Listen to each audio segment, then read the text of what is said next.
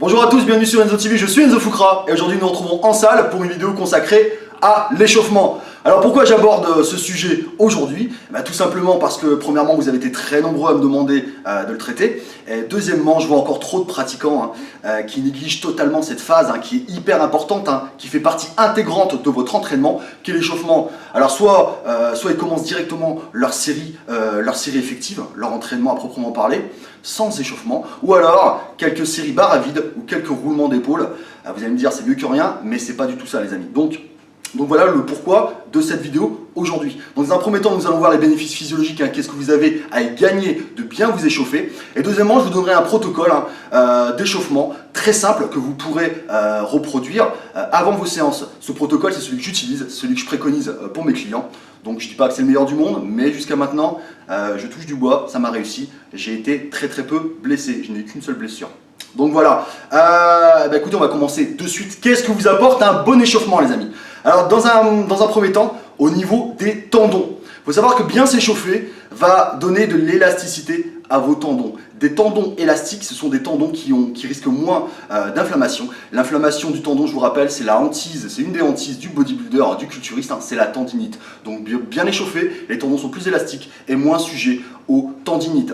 Au même titre que vos muscles, bien échauffés, les muscles vont gagner en souplesse. Des muscles souples, c'est déjà une meilleure amplitude de travail, mais également ça va réduire considérablement les risques de déchirure, de contracture, d'élongation, de claquage. Enfin bref, à titre préventif, c'est vraiment tip top. Passons maintenant aux articulations. Alors, un bon échauffement va produire beaucoup plus ce qu'on appelle la synovie. Alors la synovie c'est quoi? Je vais faire une petite métaphore.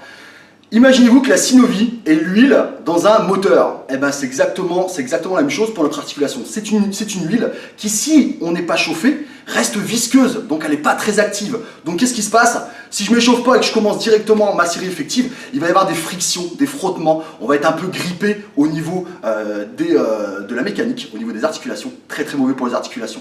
Alors que si on s'échauffe bien, on va en produire beaucoup plus de cette huile, mais en plus, comme je vous l'ai dit, à l'aide de l'état visqueux, elle va se liquéfier comme une huile de moteur. Il faut la chauffer pour vraiment bien lubrifier la mécanique. Donc, bien l'échauffer, vous allez en produire plus, mais de liquéfier. Donc, elle va vraiment être hyper active. Donc, hyper important pour les articulations. Au même titre que les cartilages vont bénéficier de cette production, cette surproduction entre guillemets de synovie, car elle va l'absorber. Le cartilage va absorber la synovie, gagner en taille jusqu'à à peu près 10% de sa taille normale, gagner en élasticité, donc élasticité plus augmentation de la taille. Les cartilages vont vraiment remplir leur rôle d'amortisseur contre les chocs, contre les cisaillements, donc encore une fois, que du bonheur. Maintenant, au niveau sanguin, qu'est-ce qui va se passer? Vous allez ouvrir un réseau quand vous allez vous échauffer. Le corps se dit, bon, ok, je vais...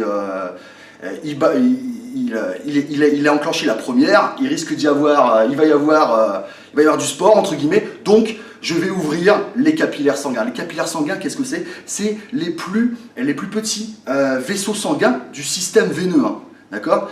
Qui, si on n'est pas échauffé, reste fermé, d'accord? Donc encore une fois, via l'échauffement, vous allez lancer cette information. Au corps en disant écoute, je vais avoir besoin de beaucoup plus de sang parce que on va y aller sévère.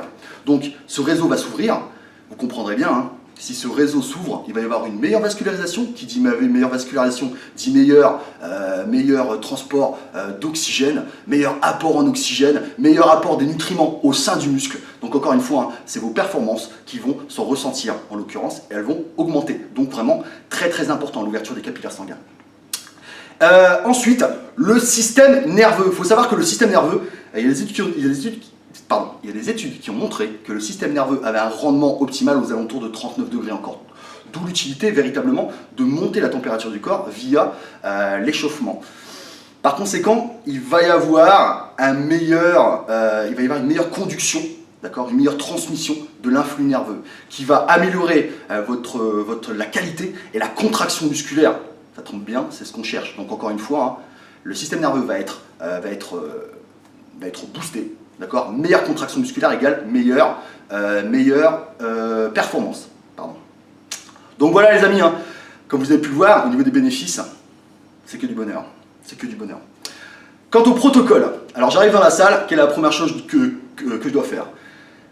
Personnellement, et là j'en ai certains qui vont me regarder avec des grands yeux, moi je fais 5 minutes de cardio. Alors j'ai vu que certains youtubeurs ou alors certains coachs disent non, il n'y a aucun bénéfice à faire du cardio, tout ça. Bah écoutez, moi les amis, si j'ai le temps, encore une fois, si j'ai le temps, j'aime et je préconise à mes clients 5 minutes de cardio. Ça permet quoi? Bah ça permet, surtout s'ils s'entraînent le matin, on va voir ça juste après, ça permet de réveiller le corps tout doucement, de visualiser la séance, de commencer à se mettre dans sa bulle, mais tranquillement, d'accord?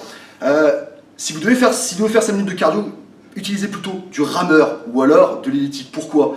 Encore une fois, hein, comme je l'ai dit pour le HIIT, ça sollicite pas mal d'articulations. Donc, comme je vous l'ai dit, hein, on commence déjà notre travail d'échauffement, on monte un peu la température du corps, on échauffe un petit peu les articulations au préalable. Donc, je ne vois pas où il peut y avoir pas de bénéfice, hormis, entre guillemets, hein, ceux qui ne veulent pas, entre guillemets, perdre 5 minutes.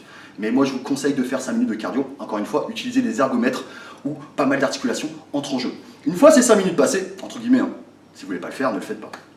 Une fois ces 5 minutes passées, on arrive devant notre poste de travail. Je vais prendre un exemple bateau, développé couché. Je me mets sous la barre de développé couché. Disons que la première série effective est à 100 kg. D'accord?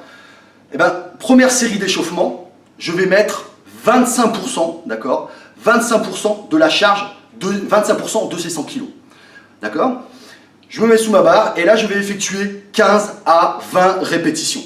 À l'issue, je vais prendre 1 minute 30 de repos et je vais monter en poids. Car un échauffement, les amis, c'est comme l'entraînement, d'accord? Il doit y avoir une surcharge progressive pour vraiment préparer le corps au maximum à cette première série effective, d'accord? Donc la première série se fera avec 25% de votre charge, de votre première série, de la charge effective.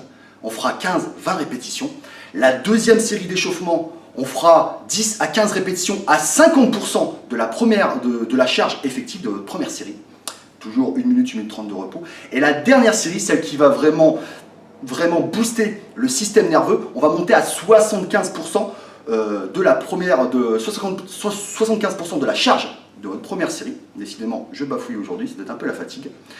Et là, vous réaliserez entre 5 à 8 répétitions. Si jamais vous sentez le besoin, il y a certaines personnes qui sentent le besoin, vous pouvez monter, faire 1-2 répétitions à peu près 90%.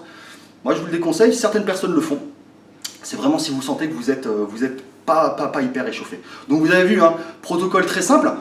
Gros nota bene, c'est un échauffement les amis. En aucun cas, vous ne devez aller à l'échec. Premièrement. Deuxièmement, concernant l'échauffement, il y a des moments dans la journée où vous avez besoin de plus d'échauffement que d'autres, ou même des conditions qui demandent plus d'échauffement que d'autres. Si vous entraînez le matin, le corps il est endormi, il a du mal à se réveiller. Insistez bien sur l'échauffement le matin. Ça ne veut pas dire que si vous entraînez à 17 h, il faut zapper l'échauffement. Ce n'est pas ce que j'ai dit. Je dis insistez bien sur l'échauffement le matin. Si vous avez arrêté la musculation et que vous reprenez, je vous invite, même si vous étiez un confirmé, et vous n'aviez pas l'habitude de vous échauffer, échauffez-vous, surtout après une reprise. Avec l'âge, les amis, plus vous avancez dans l'âge, bon, pour la majorité des abonnés, vous êtes encore jeunes, cette fois-ci, entre guillemets, c'est moi qui vais attester, plus on avance dans l'âge, plus on a besoin de s'échauffer. Ok? Donc voilà, vous avez vu, ce protocole est très simple, bien sûr on le réalisera avant chaque exercice, d'accord? J'avais parlé d'échauffement ostéo-articulaire, j'ai eu pas mal de messages là-dessus, oui, qu'est-ce que c'est tout ça. Je voulais en parler aujourd'hui, mais en fait, je vais réaliser 2 vidéos avec des échauffements. En fait, l'échauffement ostéo-articulaire, ce sont des exercices qui vont travailler la souplesse et la mobilité des articulations qui vont être sollicitées durant votre exercice. Et surtout, certaines qui sont phares, l'épaule, bien sûr, l'épaule, le cou, le poignet. D'ailleurs, je vous invite, vite fait, je vous invite à toujours échauffer vos poignets, quelle que soit votre séance, d'accord? Il faut vraiment les maintenir, en état. Les poignets qui sont un petit peu abîmés, c'est vraiment pas terrible. Au même titre que le coude et l'épaule, c'est stratégique, ces articulations. Donc je reviens à mon sujet. Je réaliserai 2 vidéos pour vous donner des exercices d'échauffement pour la mobilité et la souplesse articulaire pour le haut du corps et pour le bas du corps. Donc voilà, bah écoutez, cette vidéo est terminée, j'espère qu'elle vous a plu. Si c'est le cas, n'hésitez pas, abonnez-vous à la chaîne. La semaine prochaine, vous avez été très nombreux à me demander, il y a pas mal de temps, à faire une vidéo de présentation. Je voulais éviter un petit peu le côté solennel de la vidéo, voilà, je me présente, je m'appelle Enzo Foucra, enfin bref. Et je vais tourner ça en forme de fac, de foire aux questions. Donc je vous invite, hein, si vous avez des questions, bien sûr personnelles, bon, ne me demandez pas ma couleur préférée, enfin vous pouvez, mais bon, c'est pas trop le but. Vous demandez-moi plutôt, voilà, mes habitudes alimentaires, mes types d'entraînement préférés, enfin bref, je vous laisse la guise des questions. Envoyez-les-moi en message privé sur mon Facebook, un Facebook dont le lien est en description de la vidéo. Comme ça, la semaine prochaine, je vais compiler les questions les plus récurrentes et je tâcherai d'y répondre. Donc voilà, bah écoutez les amis, vous étiez sur Enzo TV, je suis Enzo Foucra, à la semaine prochaine. Bye bye les amis, ciao.